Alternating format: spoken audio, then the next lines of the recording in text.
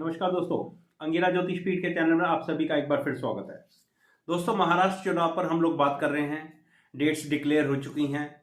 20 नवंबर 2024 को polling date है। 23 नवंबर को काउंटिंग है। तो 3-4 हॉरोस्कोप्स में पहले आप लोगों के साथ डिस्कस कर चुका हूं। और भी है मेरे पास 4-5 हॉरोस्कोप्स, लेकिन मैं पूरी नहीं डिस्कस कर रहा हूं। जो इंपॉर्टेंट हॉरोस्कोप्स है सिर्फ उन्हीं को डिस्कस किया जा रहा है आप लोगों के सामने। तो आज मैं बात करने जा रहा हूं राज ठाकरे साहब की।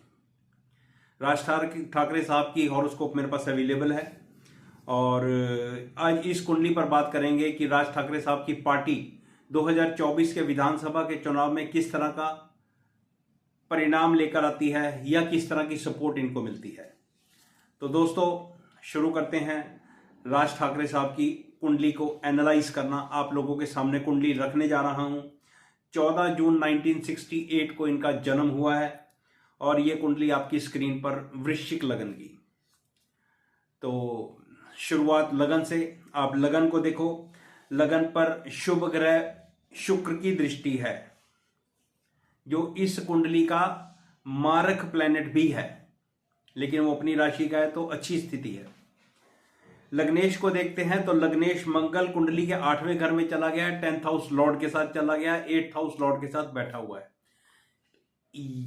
इस कुंडली के अंदर जब मैं मंगल को और सूर्य को एनालाइज करता हूं, मंगल और सूर्य को एनालाइज करता हूं, तो ये वाली युति या ये वाली कंजंक्शन या ये वाला कॉम्बिनेशन किसी भी नए कारोबार को या कोई भी नया संस्थान शुरू करने के लिए बहुत अच्छा है। लेकिन जब इसके अंदर 8th हाउस लॉर्ड मिल जाता है, 8th हाउस लॉर्ड की भी कंजंक्शन हो जाती है, तो प्रॉस्पेरिटी के लिए क्वेश्चन मार्क लग जाता है। बार बार स्ट्रगल 2006 से लेकर और आज 2024 हो गया। लगभग आप यूं समझो कि 20 साल हो गए हैं। मतलब 18 साल तो हो ही गए हैं, लगभग 20 साल हो गए हैं। लेकिन राज ठाकरे साहब आज तक अपने आप को एक अच्छे पॉलिटिशियन के रूप में स्थापित नहीं कर पाए।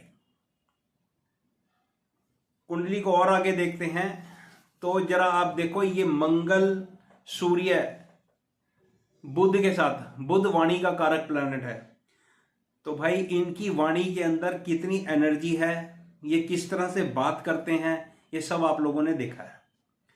लेकिन सेकंड हाउस लॉर्ड की सेकंड हाउस पर दृष्टि है, यानी कि जुपिटर की एस्पेक्ट है सेकंड हाउस पर। तो इनको बोलने की कला आती है, लेकिन इनके बोलने की कला के अंदर मंगल और सूर्य का प्रभाव यानी कि डोमिनेशन जरूरत से ज्यादा दिखता है। तो सेकंड हाउस और सेकंड हाउस का कारक प्लैनेट बुध, ये दोनों के दोनों फायरी प्लैनेट से कनेक्टेड हैं। और जरा देखो, सेकंड हाउस में भी फायरी राशि है। तो ये जब भी बात करते हैं तो अलग तरह की बात करते हैं। लेकिन 10th हाउस में बैठा हुआ सूर्य इनको एक अच्छा ओहदा जरूर दे रहा है, मतलब वीआईपी स्टेटस जरूर दे रहा है। ऐसी ही स्थिति इनके चंद्रमा से 10th हाउस देखने पर भी मिलती है। तो वीआईपी स्टेटस तो इनको मिल रहा है।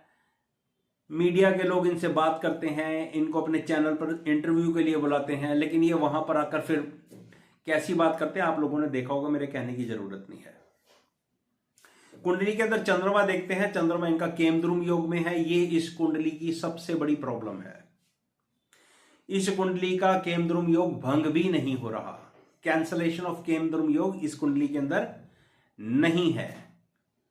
तो ये रीजन है इनके पॉलिटिकल कैरियर के फेलियर्स का। मंगल सूर्य बुध की कंजंक्शन 8th हाउस में, चंद्रमा का केमद्रुम योग में होना, ये प्रोफेशनल लाइफ को आगे नहीं बढ़ने देता या प्रोफेशनल लाइफ के अंदर चमक नहीं आने देता। लेकिन जुपिटर की अच्छी स्थिति, उसने वीआईपी स्टेटस इनको दे दिया। चलिए, अब ये कुंडली मुझे क्यों अपील करती है, मैं इस बात के ऊपर आप लोगों का ध्यान थोड़ा आकर्षित करना चाहूंगा, थोड़ा आपका ध्यान दिलाना चाहूंगा। 27 नवंबर 2005 को इन्होंने शिवसेना से रिजाइन किया। अब जरा आप ध्यान दो, इस कुंडली के अंदर 27 नवंबर 2005 को गुरु की महादशा, शुक्र का अंतर और बुध का प्रत्यंतर था। अब सिर्फ हम प्रत्यंतर दशानाथ को अगर हम एनालाइज करें तो प्रत्यंतर दशानाथ को आप देखो 8th हाउस में बैठा हुआ है। 8th house house of struggle है, रेट्रोग्रेड है। 8th हाउस के अंदर सूर्य बैठा हुआ है जो 10th हाउस का रिप्रेजेंटेटिव है। सब कुछ 8th हाउस से मिल गया। इनके प्रोफेशन में 360 डिग्री चेंज आ गया, फ्री हो गई ये। इसलिए ये कुंडली मेरे को अपील करती है कि ये कुंडली एक्यूरेट हो सकती है। अगली बात करते हैं इस कुंडली के अंदर। फिर इन्होंने 9 मार्च 2006 को 9 मार्च 2006 को इन्होंने अपनी नई पार्टी बनाई, MNS। तो अब यहां पर क्या दशा चल रही थी? यहां पर दशा चल रही थी बृहस्पति की महादशा और सूर्य का अंतर और सूर्य का ही प्रत्यंतर। अब जरा सूर्य को देखो, जुपिटर 10th हाउस में बैठा हुआ है, वो 10th हाउस के अंदर के बैठकर वहां के रिजल्ट्स देगा। और सन को देखो 10th हाउस लॉर्ड है, तो जो कुछ भी घटना घटी वो 10th हाउस से रिलेटेड घटी 9 मार्च 2006 को। तो यहां पर इन्होंने अपना एक नया वेंचर शुरू करा। लेकिन क्या करें भाई, सूर्य 8वें घर के अंदर बैठा हुआ है। उसने स्ट्रगल देनी थी, उसने प्रॉस्पेरिटी नहीं देनी थी। सूर्य, मंगल और बुध के कॉम्बिनेशन ने इनको शाइनिंग नहीं देनी थी। तो ये अभी तक स्ट्रगल ही कर रहे हैं, ये आगे भी स्ट्रगल करेंगे। कोई ये कुंडली बहुत अच्छी नहीं है पॉलिटिकल कैरियर के लिए, पॉलिटिक्स के लिए। इस कुंडली के अंदर अच्छे राजयोगों की कमी है। लेकिन हाँ, 1-2 अच्छे योग बनते हैं। वो योग ये बनते हैं, मैं ऐसा इनको एडवाइस करना चाहता हूं कि आप अपनी पार्टी को किसी और के हाथ में सौंप दो और आप वहां पर एक एडवाइजर के रूप में काम करो। इस कुंडली के अंदर ऐसा कॉम्बिनेशन नहीं है कि ये व्यक्ति कोई एम्पायर खड़ा करेगा और उसको मतलब हाइट तक ले जाएगा। ऐसा कॉम्बिनेशन इस कुंडली के अंदर नहीं है। लेकिन हाँ, ये व्यक्ति एक अच्छा एडवाइजर जरूर है। तो अपनी पार्टी को किसी और के हाथ में सौंप के, बेशक अपने लड़के के हाथ में या बच्चे के हाथ में, जहां इनका मन करे उनको देकर ये एक एडवाइजर के रूप में काम करें। इनकी कुंडली में 4th house Lord 5th house में और 5th हाउस लॉर्ड जुपिटर की 4th हाउस पे एस्पेक्ट, ये पॉलिटिक्स करने के लिए अच्छा कॉम्बिनेशन है। लेकिन इसके अलावा और कॉम्बिनेशन भी तो नहीं है ना यार, और भी तो अच्छे कॉम्बिनेशन चाहिए कुंडली के अंदर। चलो, तो बात करते हैं 2024 के विधानसभा इलेक्शन की। जिस वक्त इलेक्शन चल रहा होगा उस वक्त इनकी शनि की महादशा, मंगल का अंतर और केतु का प्रत्यंतर होगा। केतु इनके 11th हाउस में, प्रत्यंतर दशानाथ को ही एनालाइज कर रहे हैं। केतु इनके 11th हाउस में, ये इच्छा पूर्ति के लिए एक अच्छी स्थिति है। लेकिन क्या करें, उसका डिस्पोजिटर 8th हाउस में आ गया तो स्ट्रगल तो मिलेगी। इच्छा पूर्ति तो होगी लेकिन पूरी नहीं होगी। मतलब जैसे मान लो 50 सीटों पे चुनाव लड़ते हैं और इनको ऐसा लगे कि यार 20 सीटों पे जीत जाएंगे, तो ये 20 पे नहीं जीतने वाले। तो ऐसी संभावना नहीं है।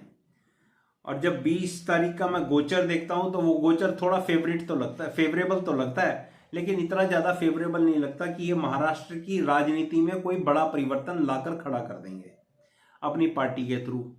हाँ, वो फेवरेबल ऐसे जरूर लगता है कि जैसे मान लो इनको अभी तक 2% वोट मिलते हैं विधानसभा के चुनाव में, मान लो, तो अब की बार 2.25% या 2.5% वोट मिल जाएंगे। बस, इससे बढ़कर मुझे लगता है कि ज्यादा कुछ नहीं होगा। तो ऑल टुगेदर मैं ये कहना चाहता हूं 2024 के चुनाव में राज ठाकरे साहब की पार्टी कोई बहुत बड़ा धमाका नहीं करने वाली है। इनको चाहिए कि ये एक एडवाइजर के रूप में काम करें या अपनी पार्टी का मर्ज किसी और के साथ कर दें या किसी और के साथ अलाइनमेंट में अलायंस करके अपनी पार्टी को आगे बढ़ाएं। इनकी कुंडली में अच्छे प्रोफेशनल के योग नहीं है, ऐसा मेरा मानना है। जो बर्थ डिटेल मेरे पास अवेलेबल है, इस कुंडली को मैं जरा थोड़ा सा और आगे देखता हूं। मैं बिल्कुल भी ऐसा नहीं कहता कि ये बिल्कुल ही फेलियर आदमी की कुंडली है, लेकिन कुछ तो प्रॉस्पेरिटी होती है आदमी की। जब भाग्य ने आपको एक कुंडली दी है और एक काम करने की क्षमता दी है, तो मुझे लगता है कि शनि की महादशा में जब बृहस्पति का अंतर आएगा या शनि की महादशा में राहु का अंतर और बृहस्पति का प्रत्यंतर आएगा, वहां पर इनको थोड़ी प्रॉस्पेरिटी मिल सकती है। लेकिन अच्छी प्रॉस्पेरिटी के लिए इनको 2028 का इंतजार करना पड़ेगा, जब शनि की महादशा में और बृहस्पति का अंतर आएगा। यहां पर इनकी लाइफ के अंदर, पॉलिटिकल लाइफ में, प्रोफेशनल लाइफ के अंदर बड़े चेंजेस देखने के लिए मिलेंगे। शनि की महादशा खत्म हो जाएगी, बुध की महादशा 2030 में 2030 में शुरू होगी। वहां पर अच्छे बड़े परिवर्तन देखने के लिए मिलेंगे। लेकिन ये एक टॉप लेवल के एक बहुत अच्छे राजनेता बने, मेरे लिए इस क्वेश्चन के आंसर के आगे बड़ा क्वेश्चन मार्क है, क्योंकि इस कुंडली के अंदर राजयोगों की कमी है। तो ये एक मेरा छोटा सा एनालिसिस राज ठाकरे साहब की हॉरोस्कोप पर। आशा है आप लोगों को अच्छा लगा होगा, और जो लोग ज्योतिष सीख रहे हैं उनको कुछ सीखने को मिला होगा।